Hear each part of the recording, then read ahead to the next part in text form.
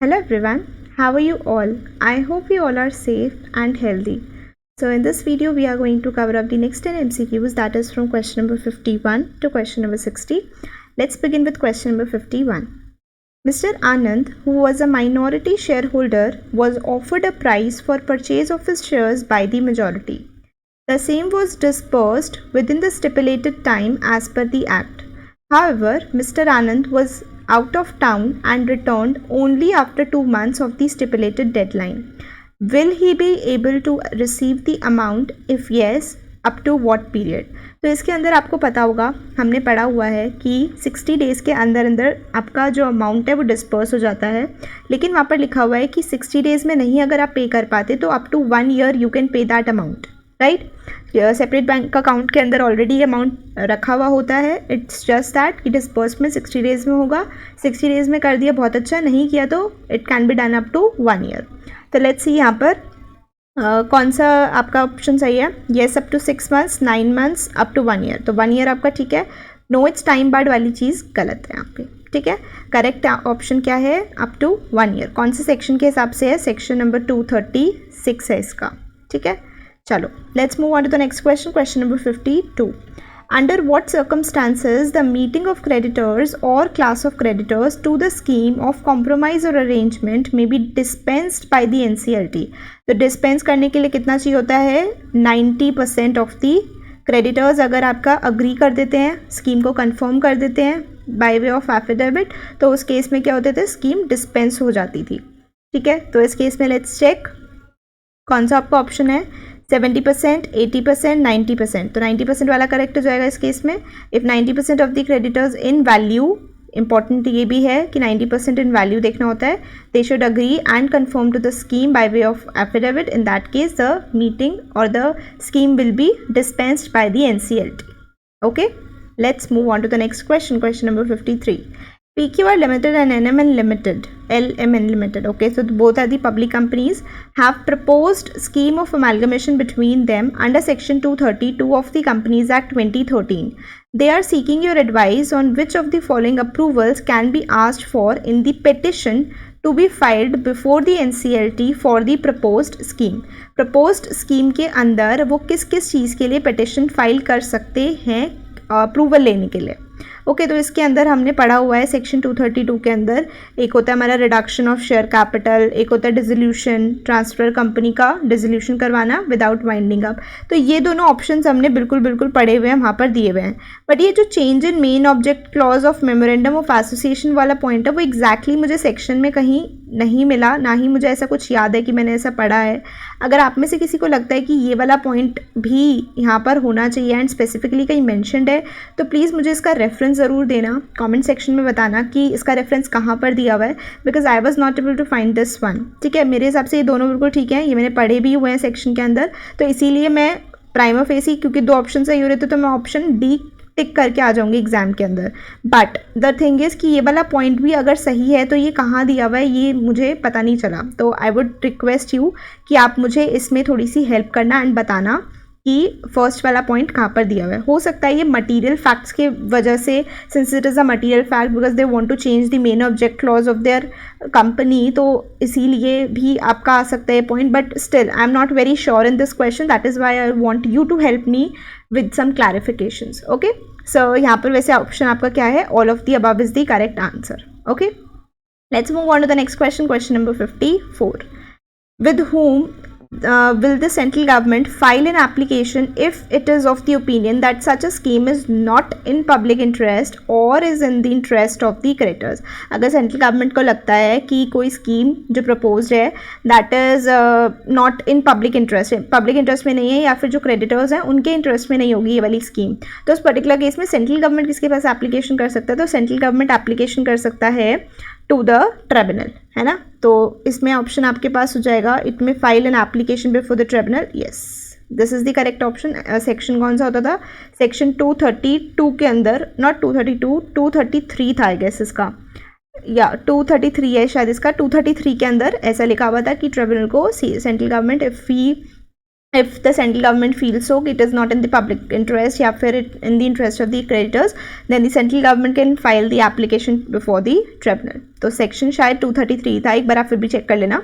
So correct answer इस case में क्या हो जाएगा? B. Right? Let's move on to the next question. Question number 55. Abhi Limited is a wholly owned subsidiary company of Eternal Limited. Okay, so there is a company Eternal Limited. Eternal Limited की subsidiary company है Abhi Limited, and that too a wholly owned subsidiary, which makes an application for merger of holding and subsidiary companies under Section 232 of the Companies Act 2013. The company secretary of Eternal Limited states that the company cannot apply for merger under Section 232 of the said act. He further stated that the company shall have to apply for merger as per section 233, that is fast track merger. बताओ क्या ये ज़रूरी है कि अगर Holi own subsidiary है, holding company और Holi own subsidiary का अगर मर्जर होना है तो इस केस में they will have to file for the fast track merger? No, it's an optional case. अगर आप चाहते हो तो आप फास्ट ट्रैक मर्जर में भी जा सकते हो, बट अगर आपको नॉर्मल प्रोसीजर्स के थ्रू जाना है तो that is also allowed. There is no issue. State the correct statement in terms of validity of difference in opinion of the company secretary. So this is optional. I feel यहाँ पर ये secretary गलत बोल रहा है. Opinion of the company secretary of Eternal Limited is valid, holding that merger shall be as per section 233. No. Opinion of the company secretary of Eternal Limited is invalid, as merger shall be possible only as per section. No, not only, there is a choice. Opinion of the company secretary of Eternal Limited is invalid as per the provisions given for fast track merger in section 233 are of optional nature. बिल्कुल ठीक बोला हुआ है. Opinion of the company secretary of Eternal Limited is invalid as the provisions given for fast track merger in section 233 can be made between only small companies. No, ऐसा कुछ नहीं है. इस केस में भी वो फास्ट ट्रैक मर्जर में जा सकते थे. देयर इज एन ऑप्शन, कोई ज़बरदस्ती नहीं है. करेक्ट ऑप्शन क्या हो जाएगा? C. Let's move on to the next question. Question number 56. The NCLT has passed an order approving the merger of RGL Private Limited and RVGL Limited. Public company private company के merger के लिए NCLT ने order pass कर दिया. The order has been passed by NCLT on 25th of January 2020.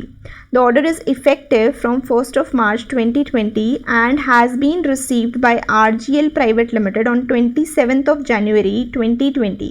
Which of the following statements is most appropriate as regards submitting the order to the registrar of companies? तो NCLT का order आपको registrar of companies को जब file करना होता है तो that has to be submitted within a period of 30 days from the receipt of notice. Receipt of notice नहीं, रिसीट ऑफ ऑर्डर. जिस दिन आपको NCLT का ऑर्डर रिसीव हो जाता है, रिसीट की डेट से you have to count the 30 days and तब तक आपको ROC को ये फाइल करना होता है, सबमिट करना होता है. ठीक है.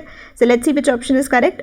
RGL private limited has to submit the order to ROC by 24th of February, being 1 month from the date of passing the order. By not date of passing the order, we have to see the date of receipt of order.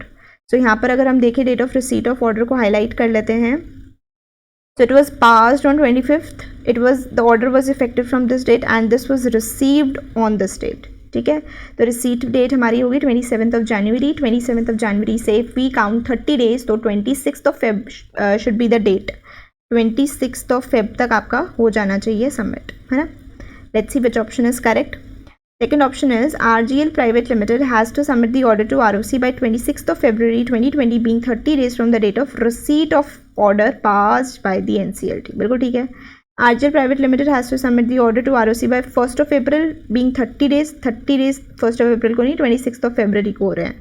तो यहाँ पर भी आपका 3 months वाली बात लिख रखी है 26th of April, which is wrong. Correct option क्या हो जाएगा? B. Let's move on to the next question. Question number 57. Court passes the order to Pento Laboratories Limited for conducting a meeting of the member for considering the scheme of compromise and arrangement. Company sent notice of meeting की spelling गलत हो गई यहाँ पे, to all of its 1000 members holding total 30 lakh shares. So there are 1000 members जिनके पास 30 lakh shares हैं. Okay. On the date of meeting, only 580 members holding 18 lakh shares attended the meeting and 400 members holding 14 lakh voted in favor. So out of this, we have 580 जिन्होंने meeting attend करी. इनमें से भी सिर्फ और सिर्फ 400 ने अग्री किया है.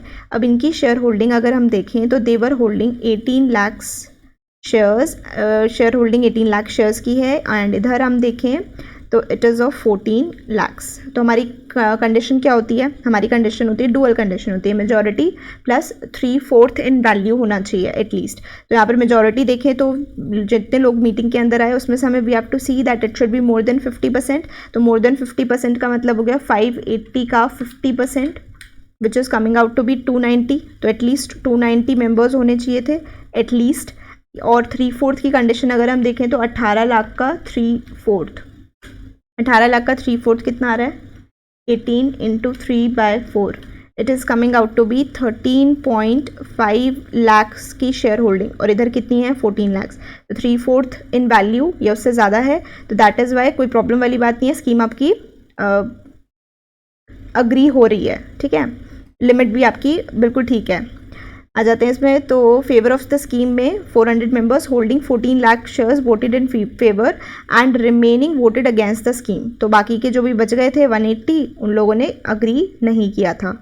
With reference to the provision of companies act 2013 state whether the scheme get a proper required approval of the members or not. Yes, it got the proper required approval, क्योंकि 290 मेंबर्स रिक्वायर्ड थे तो already 400 ने agree कर दिया है। 13.5 holding होनी चाहिए थी, 14 लाख ऑलरेडी आ रहा है। तो येस द स्कीम, तो पहले आपका जो नो वाले आंसर्स हैं वो गलत हो जाएंगे, करेक्ट आंसर येस है क्योंकि। तो ए ऑप्शन क्या कहता है, yes scheme of compromise and arrangement gets approval, proper approval of 3/4 of value of members और क्लास ऑफ मेंबर्स, ठीक कह रहे हैं। Yes, scheme of compromise arrangement get proper approval of 50% of value, not 50% of value देखने होते हैं, members देखने होते हैं more than 50% and value देखनी होती है हमें 3/4, ठीक है। correct option क्या हो जाएगा, A। Let's move on to the next question, question number 58. The profits of Keep Growing Limited, a public company, for financial year 18-19 goes down considerably due to recession. Therefore, board of directors bona fide didn't recommend any dividend for the year। ठीक है, company के profits नहीं हो रहे थे, recession का time चल रहा था जिसकी वजह से कंपनी को प्रॉफिट्स नहीं हो रहे थे, तो उन्होंने डिविडेंड भी डिक्लेयर नहीं किया for the financial year 18-19। At the annual general meeting of the company, a group of members objected to the board's decision. On refusal by the board, the members who feel oppressed move to the tribunal and complain against the board. In the given scenario, examine which of the following statements are true। क्या आपको लगता है कि members ने सही किया, क्या ये ऑपरेशन है, नहीं। डिविडेंड डिक्लेयर ना करना is not an operation. Dividend declare करके आपको पे नहीं करते या कुछ लोगों को पे कर देते कुछ को नहीं करते, तो वहाँ पर समझ आ रही थी बात। बट यहाँ पर वो डिविडेंड डिक्लेयर नहीं कर रहे because the company is not in a position to pay any dividend to the share holders. तो it's okay, it is the decision of the board, ऐसी कोई प्रॉब्लम की बात नहीं है। यहाँ पर कोई ज़बरदस्ती नहीं है कि हर साल डिविडेंड देना ही होता है, नहीं दिया तो ऑपरेशन हो जाएगा, no, this is not the case. So the contention of members shall be tenable? No, the contention will not be tenable. The act of board of directors not to recommend any dividend shall amount to operation and mismanagement? No. The act of board of directors who acted bona fide, यहाँ पर word भी दिया हुआ था कि they acted bona fide, देखो यहाँ पर लिखा था ना, not to recommend any dividend shall not amount to operation and mismanagement। बिल्कुल ठीक बोल रहे हैं, करेक्ट आंसर क्या हो जाएगा, C। Let's move on to the next question, question number 59. The majority of shareholders of Vegan Industries Limited, okay, it is a public company, passed a resolution to alter its articles of association। articles of association को alter करने के लिए क्या करना पड़ता है, special resolution pass करना पड़ता है। and give the director a power to transfer the shares of any shareholder who compete with the company's business। Okay तो वहाँ पर उन्होंने बोला कि they have altered their articles of association and they have given the powers to the director कि वो क्या कर सकते हैं, वो किसी भी शेयर होल्डर के शेयर्स को ट्रांसफ़र कर सकते हैं। उस शेयर होल्डर के शेयर्स को ट्रांसफ़र करेंगे जो शेयर होल्डर हमारी कंपनी के बिजनेस के साथ compete करने की कोशिश करेगा। Mr. Akshat, who is a shareholder of Vegan Industries Limited, also carried on a competing business, challenged the validity of the alteration and claimed it as oppression against the minority। State the validity of contention of Mr. Akshat। तो आप बताओ सबसे पहले, क्या mister अक्षत सही बोल रहे हैं, नहीं, क्यों, क्योंकि ये एक तरीके से उन्होंने आर्टिकल्स ऑफ एसोसिएशन को जब वो किया होगा, ऑल्टर किया होगा, तो ऑल्टर अगर सही तरीके से किया है and what they are doing is they are protecting the interest of the company. Why, because if a person from the company, particularly a share holder, is going to do a business which is in competing nature with the company, then definitely the competition is going to rise. And to protect the interest of the company, they are saying if any shareholder of the company does so, they are going to transfer the shares of that shareholder. So which is totally correct, कोई problem वाली बात नहीं है.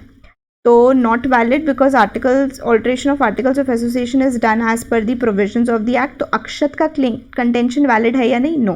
तो valid नहीं है, तो this can be a appropriate option.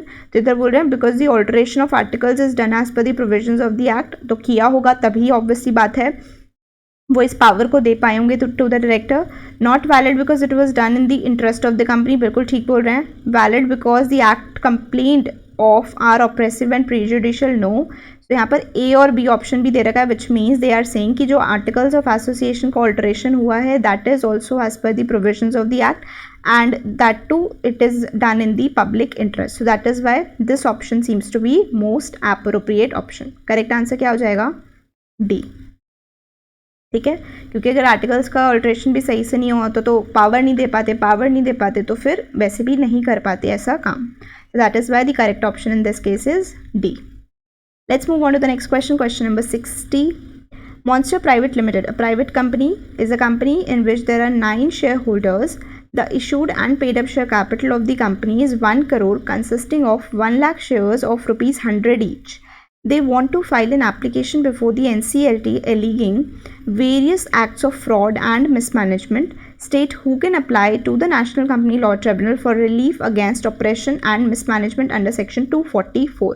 तो यहाँ पे सिंस कंपनी के पास शेयर कैपिटल है तो आपके पास लिमिट होती है 100 मेंबर्स और 1/10 of the total number of members और 1/10 of the issued share capital, है ना. तो यहाँ पर अगर हम देखें इन्होंने बताया हुआ है कि इशूड शेयर कैपिटल और पेड अप शेयर कैपिटल एक ही है, सेम ही है. तो 1 करोड़ की इनकी पेड अप शेयर कैपिटल है, यहाँ पर 1 करोड़. या फिर टोटल नंबर ऑफ मेंबर्स की बात करें तो there are total 9 share holders. तो इसमें से जो भी लोअर होगा दैट इज़ अलाउड. तो यहाँ पर अगर हम देखें तो 0.9 आ रहा है मतलब 1, और यहाँ पर 1 करोड़ का 1/10 विच मीन्स 10 lakhs. तो यहाँ पर देखते हैं इन्होंने क्या ऑप्शंस दिए हैं. Who can file the application. Let's check. At least 100 members, at least 2 members, at least 10 members, at least 1 member. तो यहाँ पे सिंस लिमिट के अंदर हमारे पास 1 मेंबर आ रहा है because of the 9 share holders. तो यहाँ पर आपकी 1 मेंबर कैन ऑल्सो फाइल. अगर यहाँ पे पेड अप शेयर कैपिटल दी होती तो हम उसको भी कंसिडर कर सकते थे. डिपेंड्स कि क्वेश्चन में क्या इन्फॉर्मेशन है उसके बेसिस पर हम ये लिमिट्स को लगाकर चेक करते हैं. तो यहाँ पर सिंस 1 आ रहा था तो at least 1 member can also file the application. Okay. So we have completed the 10 MCQs which was the target of this video. So I hope you have marked the questions that you attempted incorrectly for the first time because that are the questions that you need to revise also in future. Okay. So yeah, that's about it guys. Thank you so much for watching this video. If you like the videos, please give them a big thumbs up and share them with your friends so that they can also take the benefit of these videos. Okay. So yeah, that's about it. I'll see you in the next video. Till then, stay safe, stay healthy and stay happy. Bye bye.